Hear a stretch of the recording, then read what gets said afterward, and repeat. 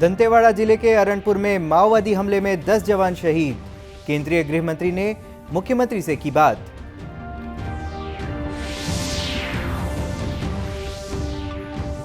प्रधानमंत्री ने दमन में सिलवासा में किया 4,800 करोड़ रुपए की विभिन्न परियोजनाओं का लोकार्पण और शिलान्यास।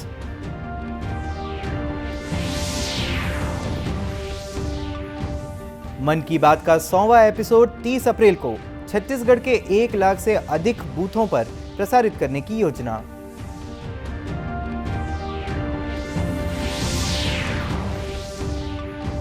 और प्रधानमंत्री आवास योजना में छत्तीसगढ़ को मिली बड़ी कामयाबी। केंद्र सरकार ने उल्लेखनीय कार्य के लिए किया पुरस्कृत।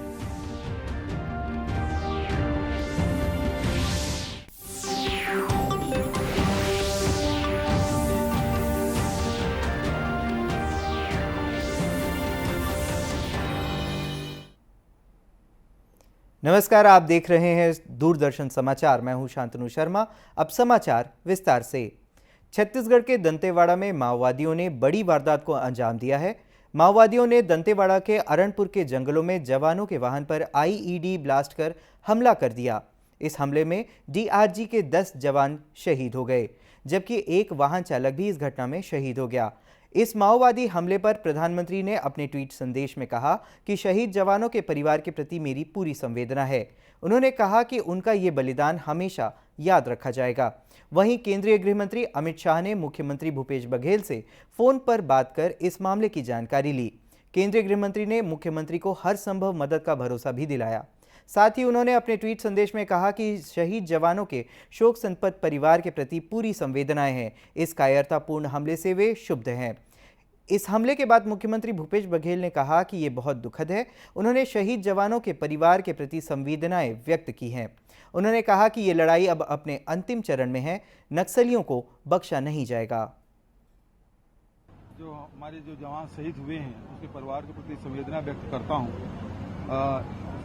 लेकिन जो ये लड़ाई है वो अंतिम दौर पे चल रहा है और नक्सलियों को किसी सूरत में छोड़ा नहीं जाएगा और निश्चित रूप से उस योजनाबद्ध ढंग से बना के ये नक्सलवाद को ही समाप्त करेंगे। भारतीय जनता पार्टी के प्रदेश अध्यक्ष अरुण साव ने कहा कि यह घटना बहुत ही हृदय विदारक है। इस घटना की जितनी निंदा की जाए वह कम है। दंतेवाड़ा जिला के अरणपुर में जो नक्सली हमले में 11 नौजवानों के शहीद होने का समाचार मिला है, ये समाचार अत्यंत हृदय विदारक है, दुखद है और इस घटना की जितनी भर्त्सना की जाए, जितनी निंदा की जाए वो कम है। मैं वीर शहीदों के प्रति अपनी विनम्र श्रद्धांजलि अर्पित करता हूं, उनके परिजनों के प्रति संवेदना व्यक्त करता हूं और निश्चित रूप से हम सबको आगे बढ़कर इस दिशा में अब सोचने की और काम करने की जरूरत है। बस्तर रेंज के आईजी सुंदर राज पी ने बताया कि अरणपुर थाना क्षेत्र जवान सर्चिंग पर निकले थे और सभी अभियान समाप्ति के बाद वापस लौट रहे थे, तभी माओवादियों ने ब्लास्ट किया। अभियान के पश्चात तब जिला मुख्यालय दंतेवाड़ा वापस लौट रहे थे। इस दौरान अरणपुर एवं शामिली के बीच में डीआरजी गाड़ी को आईडी के माध्यम से माओवादी द्वारा टारगेट की गई। उस घटना में हमारे एक वाहन आईडी के चपेट में आ गए थे। उसमें 10 डीआरजी जवान एवं एक सिविलियन ड्राइवर, कुल 11 लोग का शहादत हो गई। अतिरिक्त रीइंफोर्समेंट पार्टी सीआरपीएफ एवं डीआरजी घटनास्थल पहुंच गई है। अभी घटनास्थल से सभी शहीदों का बॉडी को इवैक्यूएशन का कार्रवाई की जा रही है। स्पॉट में सीनियर ऑफिसर्स का भी अभी पहुंच गई है। अभी लगातार सर्चिंग अभियान जारी है और घटनास्थल की जो निरीक्षण के पश्चात और संपूर्ण विवरण प्राप्त हो सकता है। हमले के बाद अतिरिक्त फोर्स को घटनास्थल के लिए रवाना किया गया, जहां से शहीद जवानों का शव जिला मुख्यालय में लाया गया। प्रधानमंत्री नरेंद्र मोदी ने दमन में सिलवासा में 4,800 करोड़ रुपए की विभिन्न परियोजनाओं का लोकार्पण और शिलान्यास किया। इनमें पहला medical college, NaMo medical education and research institute भी शामिल है। प्रधानमंत्री ने इस अवसर पर एक जनसभा को संबोधित करते हुए क्षेत्र के बुनियादी ढांचे के विकास के लिए अपनी सरकार की प्रतिबद्धता दोहराई। उन्होंने कहा कि पिछले 9 वर्ष में सरकार ने एक नई कार्य संस्कृति विकसित की जो देश के प्रत्येक क्षेत्र के संतुलित विकास पर केंद्रित है। प्रधानमंत्री ने कहा कि नया मेडिकल कॉलेज क्षेत्र के वर्तमान सार्वजनिक स्वास्थ्य ढांचे के बोझ को कम करेगा।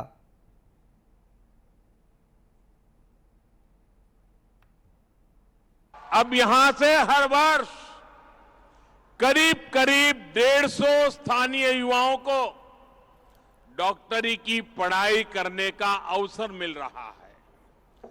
कुछ ही वर्षों में, बहुत निकट भविष्य में 1000 जितने डॉक्टर यहीं से तैयार हो जाएंगे। आप कल्पना कीजिए, इतने छोटे से इलाके से 1000 डॉक्टर, इनमें भी हमारे आदिवासी परिवार के युवाओं की संख्या निरंतर बढ़ रही है। जिन प्रोजेक्ट्स का लोकार्पण हुआ है, उनमें से कई का शिलान्यास करने का सौभाग्य आप सबने मुझे ही दिया था। लंबे समय तक हमारे देश में सरकारी प्रोजेक्ट्स सालों साल तक लटकते थे, अटकते थे, भटकते थे। लेकिन पिछले 9 वर्षों में हमने देश में एक नई कार्यशैली विकसित की है, नया वर्क कल्चर लाए हैं। अब जिस कार्य की नींव रखी जाती है, उसे तेजी से पूरा करने का भी भरसक प्रयास किया जाता है। उल्लेखनीय है कि प्रधानमंत्री का दादरा नगर हवेली, दमन और दीव के अपने एक दिन के दौरे में दमन में रोड शो का कार्यक्रम निर्धारित था। वे दमन में देवका प्रोमेनेड और सी फ्रंट नाम से 2 अत्याधुनिक बुनियादी ढांचा परियोजनाओं का भी शुभारंभ किया, जिससे समूचे क्षेत्र में पर्यटन को प्रोत्साहन मिलेगा। प्रधानमंत्री नरेंद्र मोदी हर महीने के चौथे रविवार को मन की बात कार्यक्रम के जरिए लोगों से जुड़ते हैं। इस माह के चौथे रविवार को मन की बात कार्यक्रम की 100वीं कड़ी प्रसारित होगी। इससे पहले 29 जनवरी 2023 को प्रसारित मन की बात कार्यक्रम में प्रधानमंत्री ने छत्तीसगढ़ के मिलेट कैफे का जिक्र करते हुए वहां बने हुए उत्पादों की तारीफ की थी। उन्होंने मिलेट से बने व्यंजनों को स्वास्थ्य के लिए काफी लाभदायक बताया था। अगर आपको छत्तीसगढ़ के रायगढ़ जाने का मौका मिले तो यहाँ के मिलेट्स कैफे जरूर जाइएगा। कुछ ही महीने पहले शुरू हुए इस मिलेट्स कैफे में चीला, डोसा, मोमोज, पिज्जा और मंचूरियन जैसे आइटम खूब पॉपुलर हो रहे हैं। मैं आपसे एक और बात पूछूं, आपने एंटरप्रेन्योर शब्द सुना होगा, लेकिन क्या आपने मिलेटप्रेन्योर सुना है क्या? ओडिशा की मिलेटप्रेन्योर्स आजकल खूब सुर्खियों में है। आदिवासी जिले सुंदरगढ़ की करीब 1,500 महिलाओं का self help group Odisha millets mission से जुड़ा हुआ है। यहाँ महिलाएं मिलेट से कुकीज, रसगुल्ला, गुलाब जामुन और केक तक बना रही है। बाजार में इनकी खूब डिमांड होने से महिलाओं की आमदनी भी बढ़ रही है। प्रधानमंत्री नरेंद्र मोदी के रेडियो कार्यक्रम मन की बात के 100वें एपिसोड का प्रसारण 30 अप्रैल को किया जाएगा। इस एपिसोड को खास बनाने के लिए भारतीय जनता पार्टी के वरिष्ठ नेता और कार्यकर्ताओं द्वारा काफी तैयारियां शुरू कर दी गई हैं। पीएम के इस कार्यक्रम के 100वें एपिसोड को 1 लाख से अधिक बूथ पर प्रसारित करने की योजना है। वहीं सरकार अब 100वें एपिसोड के प्रसारण को यादगार बनाने के लिए 100 रुपए का स्मारक सिक्का भी जारी करेगी। व्यक्तियों से, प्रत्येक समाज जीवन के व्यक्ति से उन्होंने अपना लाइव कांटेक्ट किया है। इससे बड़ी क्या बात, इससे बड़ा महत्वपूर्ण क्या हो सकता है। और हमें गर्व है कार्यकर्ता के नाते कि 9 साल में ये 100वीं मन की बात है और कार्यकर्ता बूथ स्तर तक प्रत्येक जगह बड़े कार्यक्रमों के साथ समाज जीवन के सब लोगों को इकट्ठा करके इस कार्यक्रम को हाथ में लेने वाली है। और मन की बात खाली देश ही नहीं, दुनिया के लोग मान गए, बड़े बड़े देश, विकसित देश मान गए हैं कि एक देश में ऐसा प्रधानमंत्री हुआ जो जनता से लाइव कांटेक्ट करता है। बता दें कि अब तक इस कार्यक्रम में प्रधानमंत्री ने देश भर के जिन लोगों का जिक्र किया है, उन सभी को 30 अप्रैल को जोड़ने की योजना है। हर लोकसभा क्षेत्र में 100 जगहों पर 100 लोग मन की बात सुनेंगे। इसके अलावा पार्टी द्वारा 100वें एपिसोड के प्रसारण को दुनिया के दूसरे देशों में पहुंचाने की भी योजना बनाई गई है। प्रधानमंत्री आवास योजना में छत्तीसगढ़ ने बड़ी उपलब्धि हासिल की है। दिल्ली में आयोजित कार्यक्रम में केंद्रीय आवास और शहरी कार्य मंत्रालय के सचिव मनोज जोशी ने छत्तीसगढ़ को आवास निर्माण के क्षेत्र में उल्लेखनीय कार्य के लिए पुरस्कृत किया है।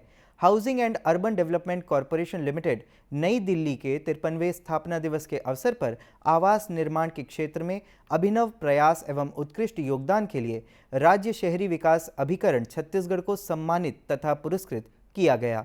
दिल्ली में आयोजित इस समारोह में आवासन और शहरी कार्य मंत्रालय द्वारा ये पुरस्कार छत्तीसगढ़ को दिया गया है, जिसे सूडो के सीईओ सौमिल रंजन चौबे द्वारा ग्रहण किया गया।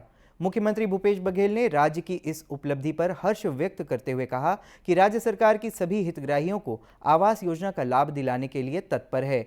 उल्लेखनीय है कि नगरीय प्रशासन मंत्री डॉक्टर शिव डहरिया के मार्गदर्शन में प्रधानमंत्री आवास योजना के अंतर्गत सभी नगरीय निकायों में सभी के लिए आवास उपलब्ध कराने का कार्य मिशन मोड में किया जा रहा है। वर्तमान में राज्य शहरी विकास अभिकरण द्वारा राज्य के 33 जिलों में सभी 170 नगरीय निकायों में प्रधानमंत्री आवास योजना सबके लिए आवास मिशन का क्रियान्वयन किया जा रहा है। योजना अंतर्गत 2,62,000 से अधिक आवासों की स्वीकृति प्राप्त है, जिसमें अब तक 1,40,000 घरों को सफलतापूर्वक पूर्ण कर लिया गया है एवं शेष आवासों का निर्माण कार्य किया जा रहा है। आकांक्षी जिला कोरबा में राष्ट्रीय कृषि एवं ग्रामीण विकास बैंक नाबार्ड किसानों के लिए वरदान बनकर सामने आया है। किसानों की बंजर पड़ी जमीनों पर नाबार्ड ने दशहरी और आम्रपाली आम की खेती के लिए प्रोत्साहित किया, जिसका परिणाम है कि आज इस क्षेत्र के किसान आम की खेती कर सालाना लाखों रुपए कमा रहे हैं। जिले के करतला ब्लॉक के ग्राम नवापार में आम की खेती करने वाले किसान बंदूराम मांझी और चैतराम ने बताया कि पहले उनकी जमीन बंजर थी, लेकिन वर्ष 2014 में नाबार्ड के माध्यम से बाड़ी परियोजना के लिए उन्हें मुफ्त में आम के पौधे देकर आम की खेती के लिए प्रोत्साहित किया गया।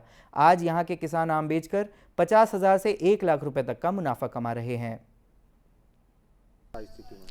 ये जमीन हर पहली बंजर रही से, जेमा घास तक उगे के मौका नहीं होत रही से, तो नाबार्ड जब आईस ना तो नाबार्ड में लगाए हैं, तभी 2 साल ये फ़ायदा होते तेहर लगभग साल में 30-40 हज़ार 50 हज़ार तक के मतलब फ़ायदा हो जाते। जेमा अभी हम आम के पौधा लगाएं और अपन मेहनत करें, ओकर साथे साथ ओकर अंतर्वर्ती फसल भी लेथन, जेमा हमला डबल फायदा आते।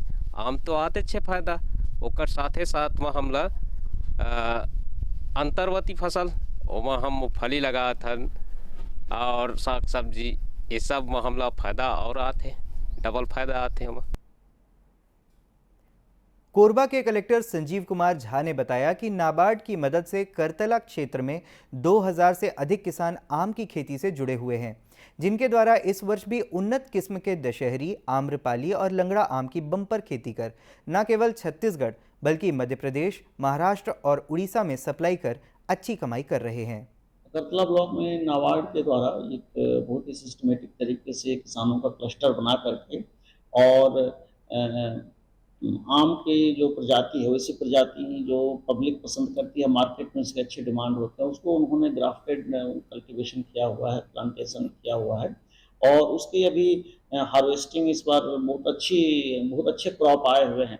2000 से ज़्यादा किसान इसमें जुड़े हुए हैं और लाखों की कमाई का इस बार उनको अंदाजा है, क्योंकि इस बार जो क्रॉप हुए हैं बहुत अच्छा क्रॉप है और जो उन्होंने किस्म लगाई हुई उन्नत किस्म है, दशहरी, लंगड़ा, इस तरह की जो मार्केट में इसकी डिमांड रहते हैं वो है और किसानों को चूँकि लगातार नाबार्ड से गाइडेंस मिलते रहता है तो उनकी जो हार्वेस्टिंग होती है वो हाई क्वालिटी की होती है। इससे उनको हम लोगों का अनुमान है कि लाखों रुपए की उनकी आमदनी है। बताया गया है कि इस योजना के तहत किसानों ने पिछले साल जहां 300 टन आम बेचकर लाखों रुपए का मुनाफा कमाया था, वहीं इस वर्ष भी 300 टन से अधिक आम की पैदावार हो चुकी है। इसी के साथ ये समाचार बुलेटिन समाप्त हुआ। नमस्कार।